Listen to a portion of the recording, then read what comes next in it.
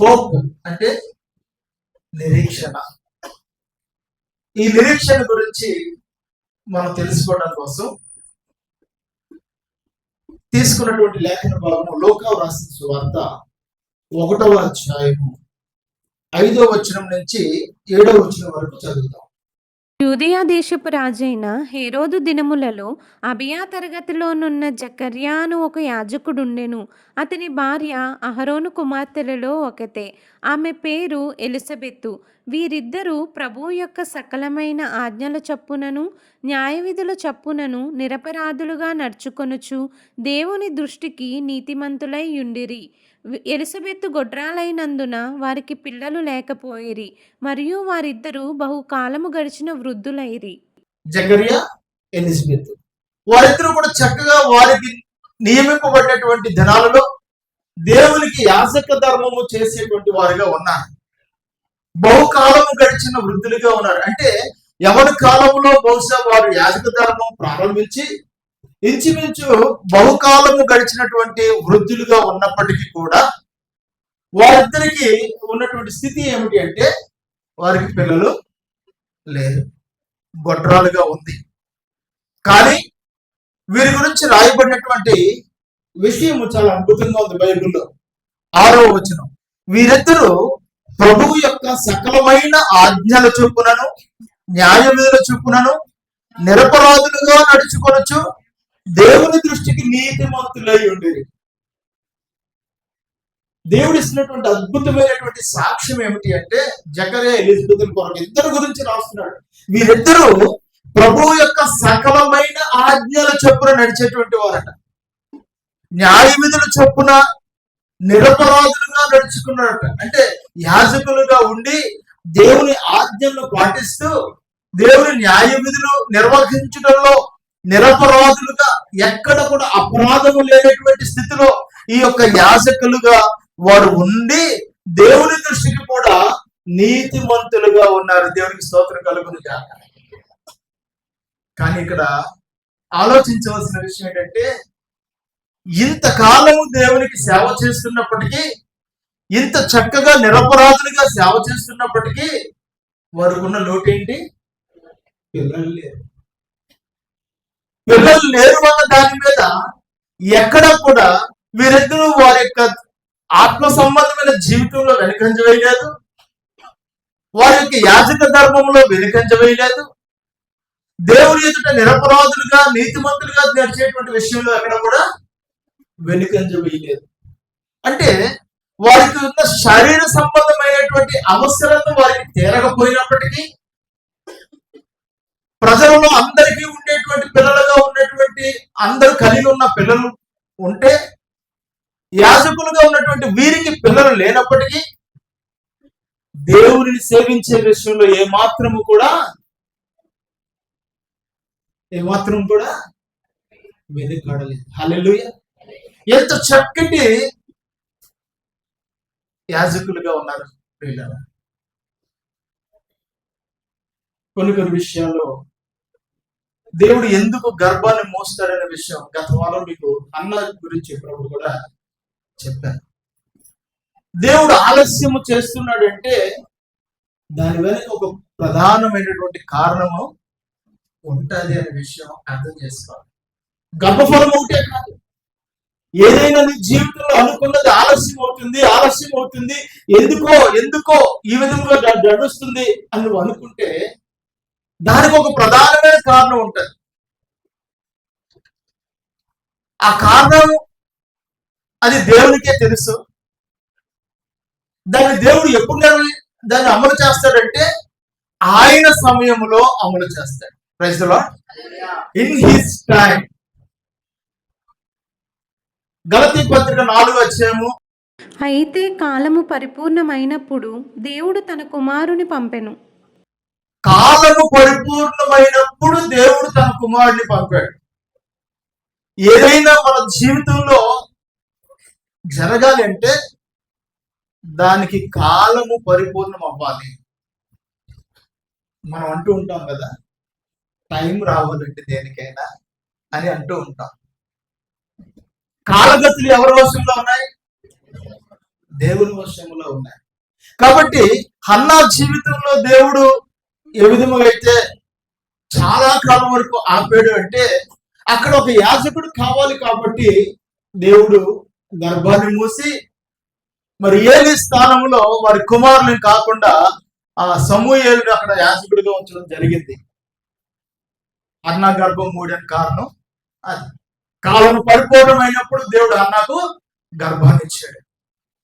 అలాగే ఇక్కడ కూడా జకరియా ఎలిజబెత్లు కూడా బహుకాలము గడిచిన వృద్ధులయ్యారు. సుమారు వయసు రాయబడలేదు కానీ వృద్ధులలో బహుకాలము గడిచిన వారంటే ఒక 80-70 సంవత్సరాలు దాటిన వారని మనం అనుకోవచ్చు. ఇటువంటి వయసులో ఉన్నారు, యాజక ధర్మము జరిగిస్తూ ఉన్నారు, కానీ వారికి ఏం లేదు, పిల్లలు లేరట.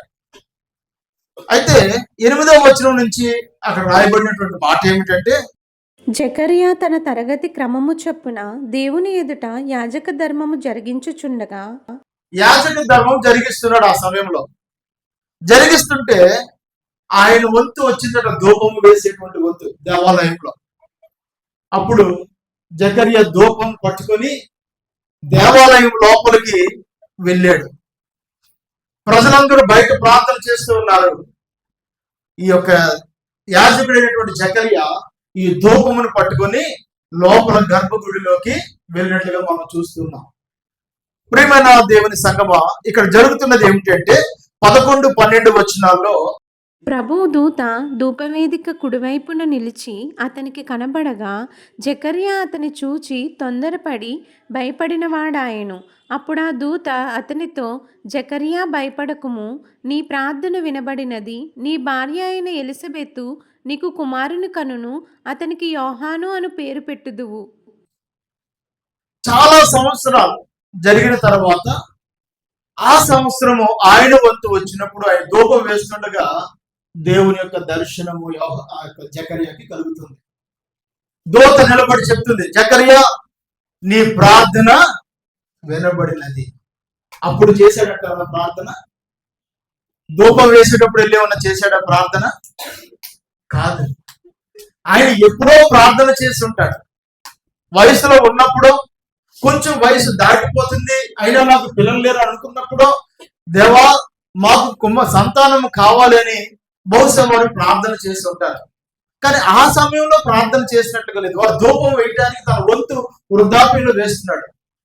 ఇక్కడ మనం అర్థం చేసుకోవాల్సింది ఏమిటి అంటే, ఈ అడ్వెంట్ క్రిస్మస్ లో భాగంగా ఈ రోజు మనం ఎందుకు జ్ఞాపకం చేసుకున్నాం అంటే, advent hope means trusting that God has not forgotten you. Advent hope means trusting that God has not forgotten you. మనము దేవుడు మన ప్రార్థనలను ఆయన మరిచిపోలేదు. నీవు నేను చేసిన ప్రార్థనలు దేవుడు మరిచిపోడు అనే విషయాన్ని ప్రత్యేకంగా ఈ యొక్క అడ్వెంట్ హోప్ రోజు మనం జ్ఞాపకం చేసుకున్నాం. అంటే హోప్ అనగా నిరీక్షణ అని మీకు చెప్పాను. నిరీక్షణ వదిలేసినటువంటి సమయం, పిల్లల కోసం చాలా నిరీక్షణ కలిగి ఉండొచ్చు కొన్ని సంవత్సరాలు, కానీ ఇక నిరీక్షించలేము అనేటువంటి స్థితిలోకి వచ్చిన తర్వాత వీరి నిరీక్షణ సఫలీకృతం అవబోతుంది. హల్లెలూయా. ఎంతకాలం వేచి చూశారో కానీ అది ఇప్పుడు జరగబోతుంది. కాబట్టి అడ్వెంట్ హోప్ అనేటువంటిది ఎందుకు అంటే, దాని అర్థం ఏమిటంటే దేవుడు నిన్ను మర్చిపోడు. చాలా సార్లు మనం అనుకుంటాం, మనం అనుకున్నది, మనం ప్రార్థన చేసింది ఒక నెల రోజుల్లో, ఒక 2 నెలల్లో, ఒక సంవత్సరమో మనకు జరగకపోతే దేవుడు నా ప్రార్థన ఆలకించలేదనో, లేక దేవుడు నన్ను మర్చిపోయాడనో మనం భావిస్తూ ఉంటాం. చాలా సార్లు క్రైస్తవులకు వచ్చేటువంటి సందేహం కూడా ఇదే. లేకపోతే ఇక దేవుడు చేయడు అని అనుకుంటాం. కానీ దేవునికి ఒక సమయం ఉంది. నువ్వు మర్చిపోవచ్చు, నువ్వు ప్రార్థన చేసి నువ్వు అలసిపోవచ్చు, నువ్వు ప్రార్థన చేసి నువ్వు విసిగిపోవచ్చు, నువ్వు ప్రార్థన చేసావన్న సంగతిని కూడా నువ్వు మర్చిపోవచ్చు. కానీ నీ ప్రార్థన దేవుడు విన్నాడు అంటే అది ఆయన ఎప్పటికీ మర్చిపోడు. దేవునికి స్తోత్రం చెప్దామా? హల్లెలూయా. ఆయన మర్చిపోడు. ఈ నిరీక్షణ మనం కలిగి ఉండాలి. ఈరోజు అడ్వెంట్ హోప్ లో భాగంగా నువ్వు ఏ పరిస్థితుల్లో ఎప్పుడైనా ఏదేని గురించి ప్రార్థన చేసావేమో, నువ్వు వదిలేసావేమో, కానీ నీ ప్రార్థన దేవుడు మర్చిపోడు. దూతను పంపించి అన్నాడు, జకరియా నీవు చేసిన ప్రార్థన వినబడింది, నాకు వినబడింది. ఇప్పుడు చెప్తూ ఉన్నాడు, ఎదుగో నీ భార్య ఎలిజబెత్ నీకు కుమారుడి కన్నును, ఆయనకు నీవు యోహాను అని పేరు పెడదు. హల్లెలూయా. పేరు కూడా దేవుడు చెప్తున్నాడు. రాబోయే బిడ్డ ఎవరో కూడా చెప్పేస్తూ ఉన్నాడు. మగబిడ్డ పుడుతున్నాడు, అతనికి యోహాను అని పేరు కూడా నువ్వు పెట్టు అని పేరు కూడా దేవదూత అక్కడ ముందుగానే. అయితే ప్రియులారా, జకరియా నుంచి మనం కొంచెం నేర్చుకోవాల్సింది ఏమిటంటే, ఇంత యాజక ధర్మం జరిగించినప్పటికీ, ఇన్ని సంవత్సరాలు దేవుని దృష్టికి నీతిమంతుడిగానే బ్రతికినప్పటికీ, దూత చెప్పిన తర్వాత ఈ జకరియా నమ్మలేదు. జకరియా ఏం చేశాడు? సందేహించాడు, డౌట్ పడ్డాడు. నేను చాలాసార్లు మీకు చెప్పాను, మనం ప్రార్థన చేస్తాం కానీ మనకి సందేహంగా ఉంటుంది. అంటే ఏదో ఆషామాషిగా చేసే ప్రార్థన గురించి నేను చెప్పట్లేదు, కానీ ఒక ప్రత్యేకమైన విషయంలో మనం ఏదైనా ప్రార్థన చేసినప్పుడు, పట్టుదలతో మనం ప్రార్థన చేసినప్పుడు దాని విషయంలో కూడా మనకు సందేహాలు ఉంటుంటాయి. నీ ప్రార్థన నిజమైతే, నీ ప్రార్థన యథార్థమైతే, నీవు దేవునికి యథార్థుడిగా జీవిస్తూ ఉన్నట్లయితే, నీతివంతుడిగా నీవు జీవిస్తూ దేవుని సన్నిధిలో నీ ప్రార్థన నువ్వు చేసినప్పుడు అది నీకు అవసరమైనదే అయితే, దేవుడు విని కూడా నీకు ఇంకా జవాబు ఇవ్వలేదు అంటే, ఈ రోజు నీకు ఇచ్చేటువంటి మాట ఏమిటో తెలుసా? దేవుడు నీకు ఇచ్చేంత వరకు కూడా నువ్వు ఏ విషయంలో కూడా తొందరపడద్దు, నువ్వు సందేహపడద్దు, దేవుడు తప్పక నీకు దయచేస్తాడు. హల్లెలూయా. జకరియా యాజకుడే కానీ సందేహపడ్డాడు. నాకెలా జరుగుతుంది ఇది అని డౌట్ పడ్డాడు. చక్కగా చెప్తుంది ఇంకా కూడా, అసలు పుట్టేటువంటి వాడు ఏమి చేస్తాడు, ఎంత చక్కగా దేవుడు దర్శనం తెలియచేస్తున్నాడండి. మగబిడ్డ పుడతాడని చెప్పాడు. రెండవదిగా ఆయనకు పేరు యోహాను అని పేరు పెట్టు అని చెప్తున్నాడు. మూడవది, అతడు ప్రభు దృష్టికి గొప్పవాడుగా ఎదుగుతాడు. నాలుగవది, అతడు మద్యమును గాని ద్రాక్షరసమును గాని ఎప్పుడు కూడా ముట్టుకోకుండా పరిశుద్ధాత్మతో నిండుకొనిన వాడుగా ఉంటాడు. ఇశ్రాయేలీయులు అనేకులను ప్రభువు అయిన వాడు దేవుని వైపునకు త్రిప్పేవాడుగా ఉంటాడు. అబ్బా, ఎంత గొప్ప ఆశీర్వాదకరమైనటువంటి పుత్రుడంటే పుట్టబోతున్నాడు. ఆయన గురించి కింద ఒక మాట రాయబడింది చూసారా, 17 వచ్చిన చివరిలోను, అతడు పుట్టినందున అనేకులు సంతోషిస్తారట. Praise the lord. అతడు పుట్టినందున అనేకులు సంతోషిస్తారు.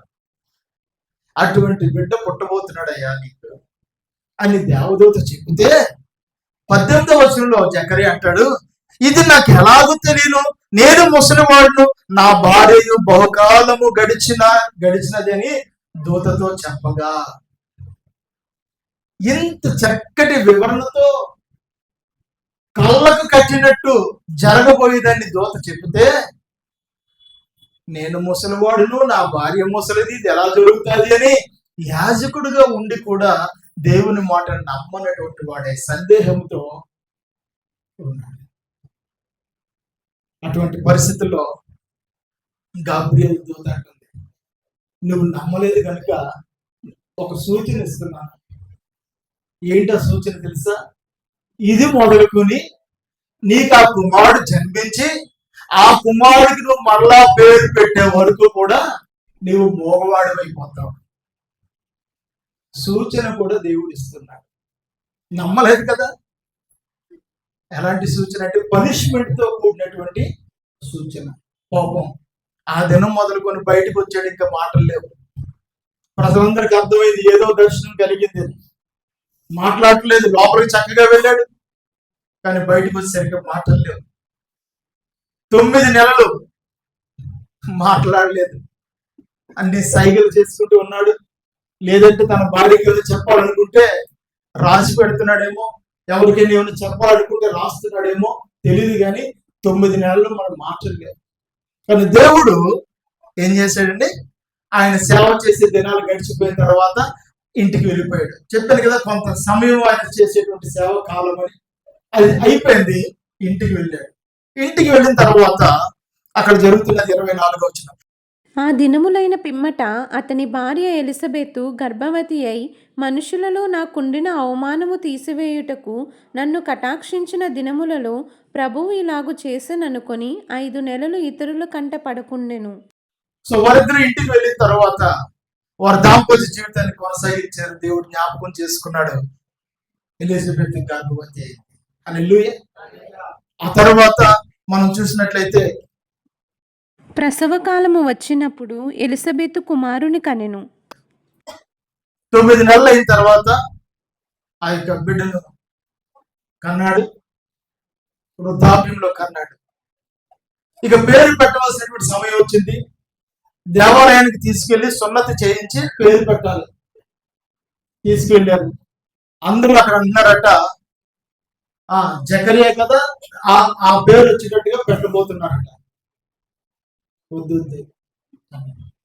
అప్పుడు జకరియా ఒక పలక తీసుకురా అని చెప్తే పలక మీద రాస్తున్నాడట, ఏమని పేరు?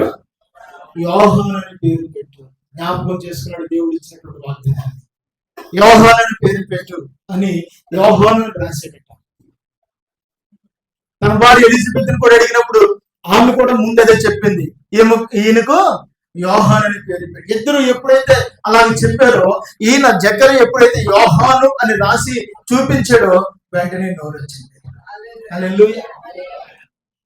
తన యొక్క ఇక పనిష్మెంట్ అయిపోయింది, సందేహం అయిపోయింది. దేవుని దూత చెప్పిన ప్రకారమే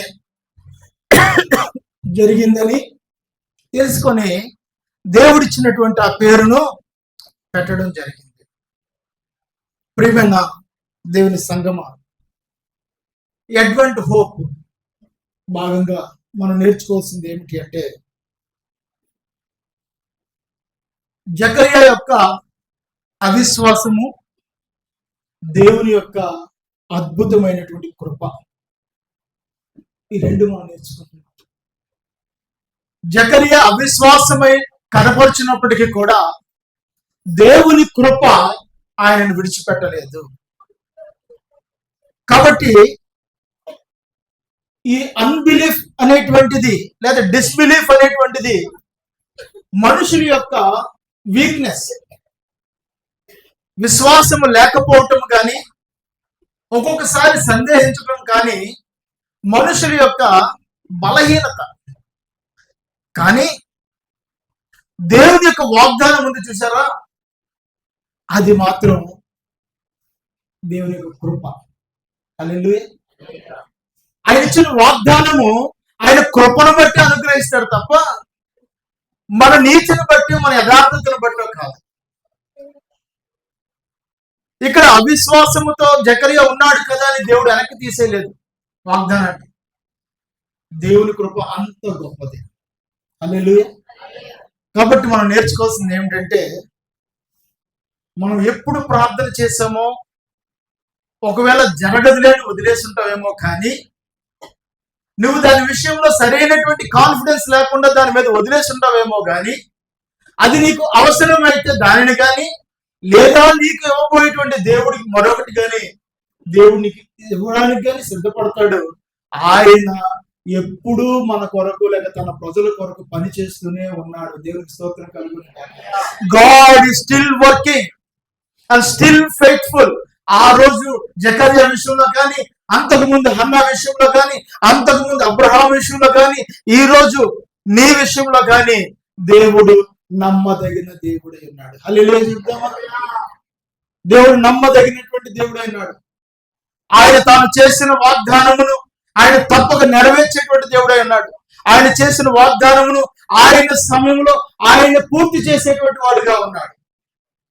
ఇన్ హిస్ టైం, కాలము పరిపూర్ణమైనప్పుడు దేవుడు ఆ వాగ్దానాన్ని నెరవేరుస్తున్నాడు. కాబట్టి ప్రియులారా, ఈ అడ్వెంట్ భాగంగా హోప్ నేర్చుకోవాల్సింది. జకర్యా జీవితంలో నేర్చుకున్నాం,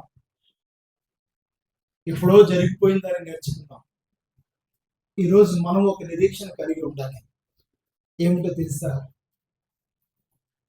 యేసు ప్రభు వారి యొక్క రెండవ రాకడ. యేసు ప్రభు వారి యొక్క రెండవ రాకడ, అది కూడా దేవుడు వాగ్దానం చేశాడు. నేను మరలా వస్తాను, నాతో కూడా మిమ్మల్ని తీసుకుని వెళ్తాను, నేనుండు స్థలములో మీరును ఉండులాగున నేను మీకు స్థలము సిద్ధపరచ వెలుచున్నాను అని చెప్పాడు. ఈ రెండవ రాకడ కొరకు ఆయన వాగ్దానం చేశాడు. ఏమండి, ఎప్పటి నుంచో చెప్తున్నాడు, ఇదిగో దేవుడు త్వరగా వచ్చుచున్నాడని. ఇంకా రాలేదని నువ్వు అనుకుంటున్నావు, కానీ దేవుడు తన నిర్ణయించినటువంటి కాలంలో ఆయన రెండవ రాకడ కూడా ఈ భూమి మీదకి రాబోతుంది. సంఘము ఎత్తబడుతుంది. ఈ భూమి మీద 1000 సంవత్సరాలు దేవుని యొక్క రాజ్య పరిపాలన జరగబోతుంది. ఈ భూమి ఆకాశములు గతించిపోతాయి, క్రొత్త భూమి క్రొత్త ఆకాశము మరలా రాబోతుంది. ఇవన్నీ కూడా వాగ్దానం ఇచ్చి నెరవేర్చిన ఆ దేవుడు, ఎన్నో ఉదాహరణలు పాత నిబంధనలు మనకు చూపించి నెరవేర్చిన ఆ దేవుడు ఈ రోజు మనకి జరగబోయేటువంటి కాలంలో చెప్తున్న ఈ మాటల గురించి నువ్వు నిరీక్షణ కలిగి ఉన్నావా? నిరీక్షణ కలిగి ఆయన చెప్పాడు కనుక ఆయన తప్పకుండా నెరవేరుస్తాడు కాబట్టి విశ్వాసంతో నిరీక్షణ కలిగి ఆయన కొరకు ఈ లోకంలో నువ్వు బ్రతికేటువంటి స్థితిలో ఉన్నావా లేదా ఒకసారి నువ్వు పరీక్ష చేసుకోవాలి. నీ విశ్వాసాన్ని పరీక్షించుకోవాలి. ఈ లోకంలో దేనికో మనం పరిగెడుతున్నాం, మన అవసరాల కొరకు మనం తిరుగుతున్నాం. కానీ ప్రియ దేవుని బిడ్డ, అసలు ఈ నిరీక్షణలో ఎప్పుడైనా నువ్వు ఆలోచన చేసావా? యేసు ప్రభువారు రెండవ రాకడ వస్తుంది, వచ్చినప్పుడు సంఘం ఎత్తబడుతుంది. ఎత్తబడే గుంపులో నేను ఉంటున్నానా లేదా ఈ ఆలోచనతో ఎప్పుడు నువ్వు ప్రార్థన చేసావా? ఈ నిరీక్షణ నీకు కావాలి. ఈ నిరీక్షణ నిన్ను సిగ్గుపరచదు. నీకున్న అవసరాలు అడుగుతున్న సమయంలోనే, ఇది నీకు అవసరమని దేవుని అడుగుతున్నటువంటి సమయంలోనే, ఇదిగో ప్రభువా నీవు ఎప్పుడు వచ్చినా, నేను బ్రతికుండగా వచ్చినా, నేను చనిపోయిన తర్వాత నువ్వు ఈ రాకడ వచ్చినా, నేను నీ రాజ్యంలోనే ఉండాలి ప్రభువా అనే నిరీక్షణ కలిగి ఎప్పుడైనా మనం ప్రార్థన చేశామా? ఈ నిరీక్షణతో మనం ప్రార్థన చేశామా లేదా? ఏమని జరుగుతుందా లేదా అంటే, వృద్ధాప్యంలో అబ్రహాము గాని, చాలా సంవత్సరాల తర్వాత హన్నా గాని, వృద్ధాప్యంలో జకరియా గాని, ప్రవచనాలు ఓల్డ్ టెస్టిమెంట్ లో ఇవ్వబడిన తర్వాత యేసు ప్రభు వారి యొక్క మొదటి రాక జన్మము గాని అన్ని జరిగినప్పుడు, ఇన్ని రుజువులు మన మధ్య ఉన్నప్పుడు, జరగబోతున్నది కూడా ఆయన చెప్పినప్పుడు, ఆయన రుజువులు కనపరుస్తూ ఉన్నప్పుడు, మరి జకరియా వల్ల ఇంకా సందేహించుకుంటూ మనం ఉందామా? లేక జాగ్రత్త పడి ప్రార్థన చేస్తూ మెలకువ కలిగి విశ్వాసము కలిగి నిరీక్షణలో ముందుకు వెళుతూ ఆ రెండవ రాకడలో దేవునితో ఉండే భాగ్యము కొరకు మనము జీవిద్దామా? సంగమా? ఆలోచన ప్రార్థన చేసుకుంటాం. Praise the lord.